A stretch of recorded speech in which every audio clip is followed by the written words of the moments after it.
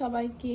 এই যে এটা হচ্ছে আমাদের মালদ্বীপসের রুম, এই যে হোটেল আর কি,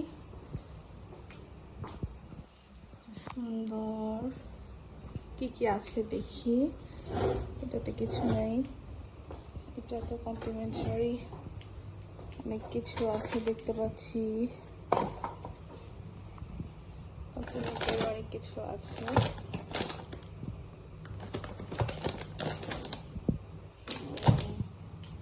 এখানে টিস্যু, এখানে চা কফির ব্যবস্থা,